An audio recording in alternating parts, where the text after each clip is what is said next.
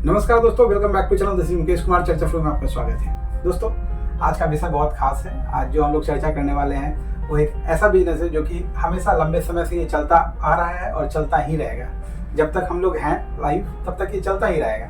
ये एक ऐसा बिजनेस है जो कि हर घर की ज़रूरत है। हर घर में किराना, राशन, पानी जो भी हम लोग खरीदते हैं, जो भी हमारे ज़रूरत की चीज़ें जो हम खरीदते हैं, वो सारी चीज़ों से संबंधित ये बिजनेस है। Kirana store, general store, provision store, grocery store, इन सभी नामों से हम इसको जानते हैं। और भी लोकल लैंग्वेज में बहुत सारे लोग बहुत सारे लैंग्वेज में इसको जानते हैं। दोस्तों, ये जो बिजनेस है बहुत खास है। अगर हम इसको स्टार्ट करेंगे तो इसमें बहुत सारा पैसा है। और यकीन मानिए, अगर आप इसको लंबे समय तक आप चलाएंगे और आप मार्केट में अगर एक अच्छा विश्वास बना पाएंगे तो आपको फिर पीछे मुड़ के देखने की ज़रूरत नहीं है। अगर आप छोटे लेवल से भी स्टार्ट करते हैं, बहुत कम पैसे से भी अगर आप स्टार्ट करते हैं, तो आप यकीन मानिए कि आपके घर में खर्च के लिए आपको पैसे की कभी भी किल्लत नहीं होगी। कभी भी आपको तकलीफ नहीं होगा कि आपको कहीं जाके दूसरे के यहाँ काम करना पड़ेगा। आप घर से भी आप इस बिजनेस को आप स्टार्ट करते हैं ना, तो आपका ये बिजनेस बहुत अच्छे से चलने वाला है। दोस्तों, हम लोग खास बिंदुओं पे इस पर बात करेंगे। इसमें बहुत सारी पॉइंट्स हैं जो कि मैं आपके सामने लेकर आया हूँ। ये मेरा खुद का मार्केट रिसर्च है। और यकीन मानिए, ये जो मैं आपके लिए जो मैं वीडियो बनाता हूँ, ये जो चीज़ें जो मैं लेकर आता हूँ, मैं खुद फिजिकली खुद जाता हूँ, चीज़ों को समझता हूँ और जगह जगह पर जाकर मैं अलग अलग दुकानदारों से बात करता हूँ। उसके बाद मैं ये चीज़ आपके सामने लाता हूँ। सबसे पहले हम लोग जानेंगे कौन लोग करेंगे और क्यों करेंगे इस बिज़नेस को। तो दोस्तों, वो लोग बिज़नेस को करेंगे जिसको कि इंटरेस्ट है कि मैं भी किराना का दुकान खोलूँ। और क्यों करेंगे? क्योंकि ये बहुत आसान सा चीज़ है जिसको कि आप आसानी से आप इसको आप कर सकते हैं। आपको ज़्यादा टाइम नहीं लगता आपको चीज़ों को समझने के लिए, क्योंकि ये जो ज़रूरत की जो चीज़ें हैं हमारे घर में पहले से भी हम लोग यूज़ करते आ रहे हैं, तो हमको इन चीज़ों का नाम पता होता है, तो आसानी से हम इनको डील कर सकते हैं। इसलिए वो लोग, सभी लोगों के लिए ये चीज़ें आसान है। अगर आप इस बिज़नेस को ऑर्गेनाइज्ड वे में अगर आप करेंगे तो आप यकीन मानिए बहुत लंबे समय तक आप इसमें बने रहिएगा और अच्छे से अच्छा मुनाफा आप कमा पाइएगा। दोस्तों, सबसे पहले हम लोग इसमें बात करेंगे अब लोकेशन की। लोकेशन कहाँ होना चाहिए? लोकेशन के लिए आप अपने बजट के हिसाब से सब्जी मार्केट के अगर आसपास हैं, कोई 4 रास्ता 3 रास्ता अगर मिलता है वैसे कॉर्नर पे जो कि सिटी के आसपास हो, जहाँ की कॉलोनी में आने का रास्ता हो या किसी मार्केट में जाने का रास्ता हो, उस जगह के कॉर्नर पे अगर आपको मिल जाता है तो बहुत अच्छा है। नहीं तो अगर आप सब्जी मार्केट के आसपास अगर लेते हैं तो वो भी बेस्ट है। अगर आप लोकेशन का जब चुनाव करते हैं तो अपने बजट के हिसाब से ही कीजिए। अगर आपके पास बहुत ज़्यादा बजट नहीं है तो आप चाहें तो अपने एरिया को भी आप टारगेट करके आप घर से भी बिजनेस को आप स्टार्ट कर सकते हैं। और बहुत लोगों ने किया है, बहुत सारे लोगों ने किया है और प्रूव भी किया है मार्केट में कमाकर। और ये जो बिजनेस जो है कि बहुत लंबे समय तक चलने वाली बिजनेस है, तो आपको घबराने की बात नहीं है, ये आपको मुनाफा देगा ही देगा। दोस्तों, इसमें इन्वेस्टमेंट कितना होता है? इन्वेस्टमेंट का पार्ट जो है ना, इसमें 2 टाइप से आप देख सकते हैं। सबसे पहले तो आपका इन्वेस्टमेंट जो है कि आप अगर दुकान अगर आप रेंट पे लेते हैं या आपका अपना भी दुकान है, तो उसमें आप जो इंटीरियर में जो आप सेटअप करते हैं, रैक्स लगाते हैं या काउंटर लगाते हैं, उन सभी चीज़ों में आपका एक अलग अमाउंट जाएगा। और उसके बाद एक अमाउंट आपका जाएगा जो कि आपके पूरे सामान में, जो कि आपने पूरा लिस्ट बनाया है, जो आपको क्या क्या भरना है आपके शॉप में, आपकी दुकान में, आपके जो कस्टमर आएंगे उसको आप किस तरह से कितना सामान आप दीजिएगा, आपका क्या क्वांटिटी होगा, वो सारा आपके बजट के ऊपर है। लेकिन आप मिनिमम 50,000 से अगर आप घर से भी आप स्टार्ट करेंगे तो ये स्टार्ट हो जाएगा। और आप इसमें चाहें तो 1-2 लाख रुपया में आप स्टैंडर्ड एक दुकान आप खोल सकते हैं। मार्केट में भी आप लीजिएगा तो कम से कम आपको इंटीरियर में आपको 70,000 से 1 लाख रुपया रैक वैक और काउंटर लगाने में आपको चला जाएगा। और 1 लाख रुपया कम से कम आपको तो माल भरना ही पड़ेगा। अगर आप अच्छे स्तर पे आप खोलना चाहते हैं तो 4 से 5 लाख रुपया भी आप लगाकर खोल सकते हैं। तो ये हो गया इन्वेस्टमेंट। जहाँ से भी आपने दुकान लिया है रेंट पे, वहाँ पे आपको इलेक्ट्रिक बिल का अलग लगेगा, एक लाइन आपको लेना पड़ेगा। और जो आपने रेंट फिक्स किया है, आप ध्यान रखिए कि रेंट जो है आपका 2,000-5,000 में अगर मिल जाए तो 2 से 5,000 का रेंज एक स्टैंडर्ड रेंज है, जो कि अगर आपको मिल जाए तो एक आपके लिए थोड़ा अच्छा रहेगा। और अगर आप बहुत अच्छा एरिया में आप ले रहे हैं तो 8 से 10,000 रुपये के रेंट में भी आप ले सकते हैं। 5,000 से 10,000 के रेंज में लीजिए, उससे बहुत ज़्यादा लगाने की आपको स्टार्टिंग में ज़रूरत नहीं है। लेकिन आप ध्यान रखिए कि 5-2,000 में अगर मिल जाता है इस बीच में आपको रेंट में, तो आपके लिए थोड़ा अच्छा रहेगा, क्योंकि आप स्टार्टिंग कर रहे हैं। जब आपको नॉलेज होगा तो आप बाद में अपने दुकान को बढ़ा भी सकते हैं। एरिया इसमें आपको कितना लेना पड़ेगा? अगर आपको 200-300 स्क्वायर फीट एरिया मिल जाता है दुकान में तो बहुत अच्छा है। और क्योंकि सामान जब ज़्यादा भरिएगा तो आपको नहीं होगा, तो आपको बगल में अगर आसपास में दुकान के साथ साथ गोदाम भी आपको रखना पड़ जाएगा। तो दुकान में आपको 200 से 300-400 स्क्वायर फीट अगर मिल जाए तो बेस्ट है। उस पर आसपास में ही, अपने दुकान के आसपास में ही आपको एक रूम ले लीजिए, जिसको कि आप स्टोर रूम करके बना सकते हैं, गोडाउन टाइप से बना सकते हैं। दुकान का सामान हम खरीदें कहाँ से? होलसेलर से खरीदें या जो हमारी दुकान के पास आ रहे हैं वो हमको पूरी तरह से सामान दे पाएगा या नहीं दे पाएगा? तो आप जब जैसे ही आप सेटअप करते हैं ना, जैसे ही आप सेटअप करते हैं आपके पास मार्केट में जो एमआर लोग होते हैं, मार्केट रिप्रेजेंटेटिव जो होते हैं, वो सब आना आपके पास शुरू हो जाते हैं और वो आपसे खुद ही आपको रिक्वेस्ट करेंगे कि मेरा आइटम यहाँ पे रखिए, डिस्प्ले में रखिए, फ्रंट में रखिए, इस तरह से रखिए। तो बड़े बड़े जो ब्रांड रहते हैं वो आपको ज़्यादा आपको कहेंगे कि मेरा आइटम जो है कि आगे रखिए। और इसमें आपको जो छोटा छोटा जो आपका जो लोकल प्रोडक्ट जो होता है, इसके पीछे आपको थोड़ा सा सर्च करना पड़ेगा। आपको सुबह सुबह उठकर थोड़ा सा मार्केट में आपको निकलना पड़ेगा। जैसे डेयरी प्रोडक्ट वगैरह हो गया, जैसे ब्रेड्स हो गए, एग्स हो गए, और इसके लिए आप अगर आपके आसपास में अगर कोई बेकरी है तो उससे भी आप कंसल्ट कर सकते हैं। लोकल बिस्किट्स वगैरह जो हो गए, आप देखते होंगे कभी भी किसी शॉप में जाते हैं, आगे जार में रखा रहता है ओपन लूज बिस्किट टाइप से। तो ये सब चीज़ें आपको थोड़ा रखना पड़ेगा।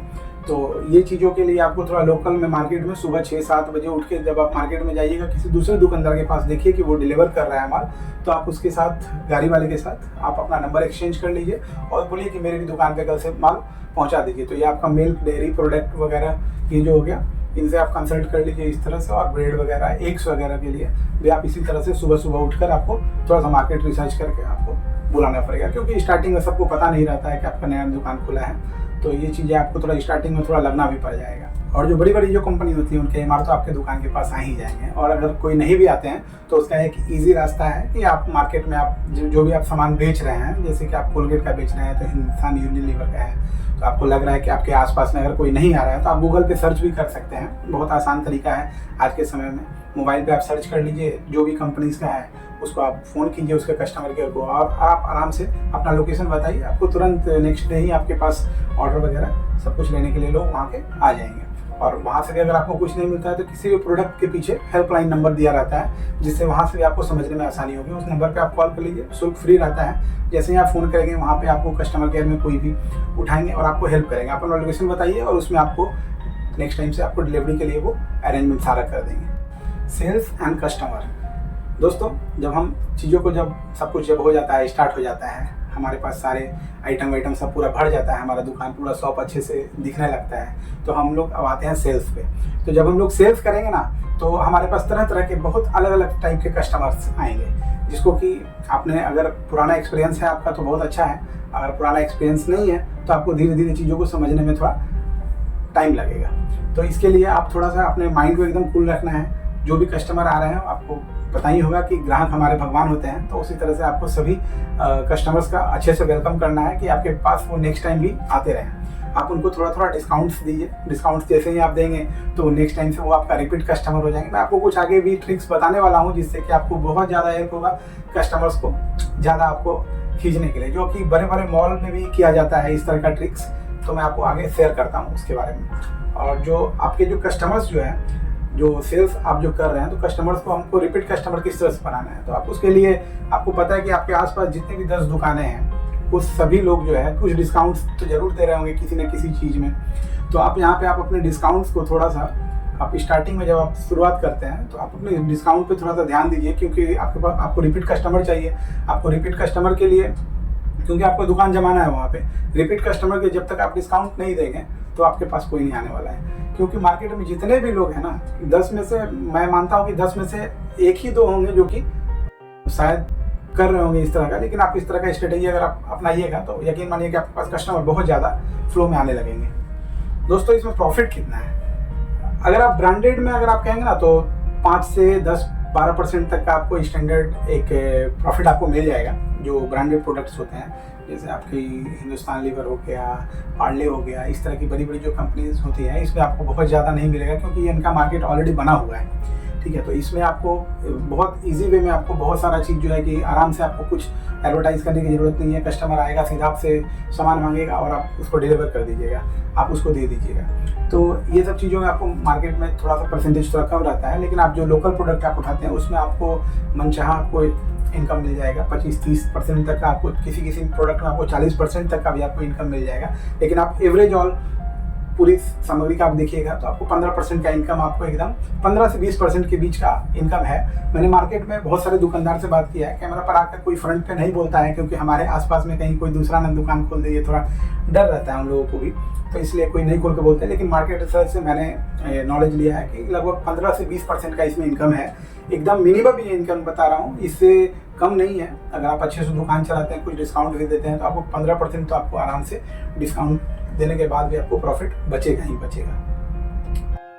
दोस्तों इस बिजनेस का फ्यूचर क्या है? दोस्तों इस बिजनेस का फ्यूचर ऐसा है ना कि जब तक हम जीवित रहेंगे तब तक इसका फ्यूचर है, बस इतना ही मान लीजिए। शॉर्टकट में मैंने ये बता दिया कि जब तक हम इस धरती पे हैं तो इन सब चीज़ों का हमको ज़रूरत पड़ेगा ही पड़ेगा। इतना बड़ा कोविड आ गया था, आपको ध्यान होगा, उसमें भी सभी को ज़रूरत पड़ा था और दुकान खुलवा के सामान ले रहे थे, 1 का 2, 2 का 4 दे करके ले रहे थे। आप समझिए इस तो ये बंद करने वाली चीज़ है नहीं, हमारी ज़रूरत की चीज़ है, तो इसका फ्यूचर पूरी तरह से है। और अगर आपके पास अच्छा एक्सपीरियंस होगा आप बहुत सारा पैसा कमाएंगे। आइए हम आपको वो ट्रिक्स बताते हैं जिससे कि आप बहुत सारा पैसा और अपने कस्टमर को ज़्यादा बना सकते हैं। दोस्तों अपने दुकान के बाहर एक बोर्ड लगाइए, बोर्ड लगा के आप उसमें आप आज का सेल जो है कुछ ऑफर लिखिए डेली। दोस्तों आप बहुत सारे प्लेटफॉर्म पे आपने देखा होगा, आप अपने मोबाइल में भी, कि कुछ आवर का डील चलता है, कुछ 1 आवर डील चलता है, मिडनाइट डील चलता है। और बड़े बड़े मॉल में भी जाते होंगे तो आपको बहुत सारा अनाउंसमेंट होते रहता है कि चीनी 30 रुपये केजी मिल रहा है, शुगर इतना टाइम में 1 आवर का सेल है और गेहूँ इतने रुपये में मिल रहा है। तो वो अपने लॉस पे नहीं बेच रहे हैं, वो आपको एक तरह से आपको कस्टमर को पूरी तरह से बांध रहे हैं। वो अगर वो आपको पता है कि मार्केट में कोई भी आपको 30 रुपये देने वाला है नहीं, क्योंकि उनका जो है ना खुद का कॉस्टिंग पड़ा हुआ है 30 रुपये, लेकिन वो यहाँ से क्या कर रहे हैं ना, अपना एडवर्टीजमेंट खुद बना रहे हैं। अपना एडवर्टीजमेंट जो है डायरेक्ट कस्टमर को दे रहे हैं, ना कि किसी मीडिएटर को दे रहे हैं। तो यहाँ पे डायरेक्ट कस्टमर को अगर हेल्प होगा तो कस्टमर जो है कि हमेशा से उसी दुकानदार का बन जाएगा जो उसको की प्राइस पे दे रहा है वो चीज़ें।